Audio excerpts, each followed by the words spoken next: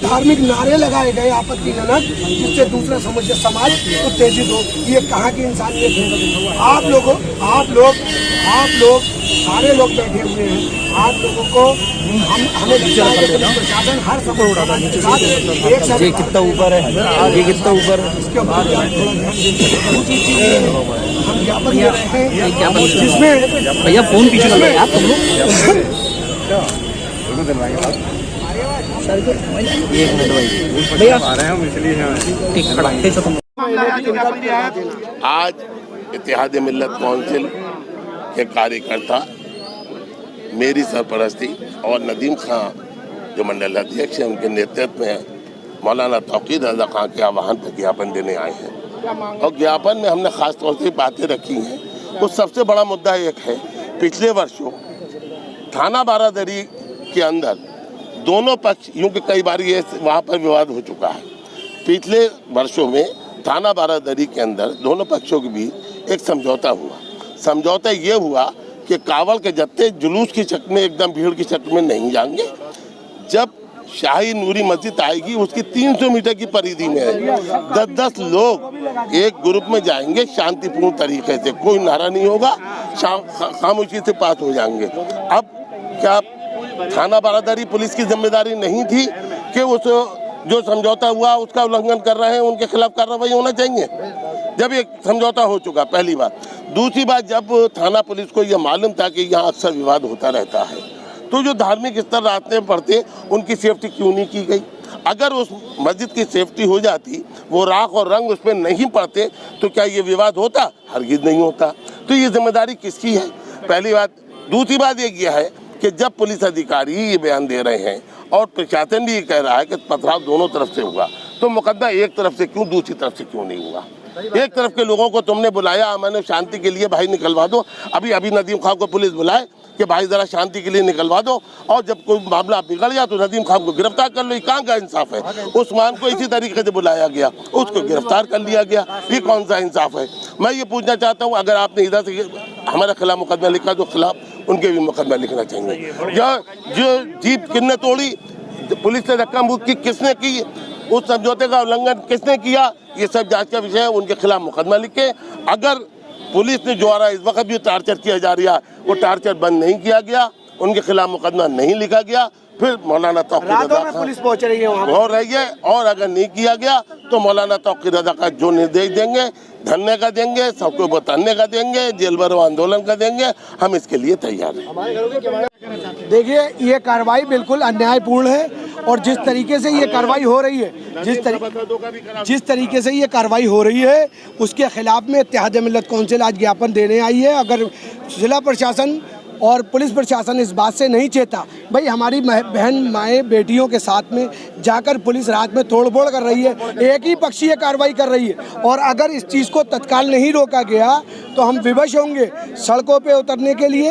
हज़रत मौलाना तौकीर रज़ा साहब के निर्देश पर बुज़ुर्गों के साथ ज़्यादती करी जा रही है, मारा पीटा जा रहा है। इसलिए प्रशासन से ये हमारी मांग है कि निष्पक्ष तरीके से कार्रवाई करे। हम ये नहीं कहते कि हमारे मुस्लिम समाज में अगर कोई किसी ने कोई गलती करी उसे बख्श दे, बिल्कुल उसे भी सज़ा दे, लेकिन निष्पक्षता के आधार पर ऐसा ना हो कि आप लोग वन साइडेड कार्रवाई कर बरेली के अमनो अमान को खलल पैदा करना चाहते हैं। ये दिखा देना चाहते हैं कि इस समाज के हमेशा हिकारत की नज़र से देखा जा रहा है और देखा जाता रहेगा।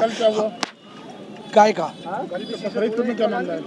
अरे फरीदपुर में आप ये देखें, एक मिनट देखिए, लोग नवादा में सीढ़ी लगाकर घरों पे चढ़ा जा रहा है, गलत नाम खोलने की नीयत से। सिर्फ एक ही समाज के लोगों के घरों की दरवाजे तोड़े जा रहे हैं, उनका उत्पीड़न किया जा रहा है।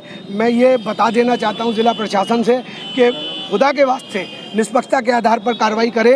अगर इस तरीके की कार्रवाई तत्काल नहीं रोकी गई तो इत्तेहाद मिल्लत कौंसिल के राष्ट्रीय अध्यक्ष हज़रत मौलाना तौक़ीर रज़ा साहब के निर्देश पर तमाम आवाम सड़कों पर उतरेगी, जेल भरो आंदोलन चलाएगी।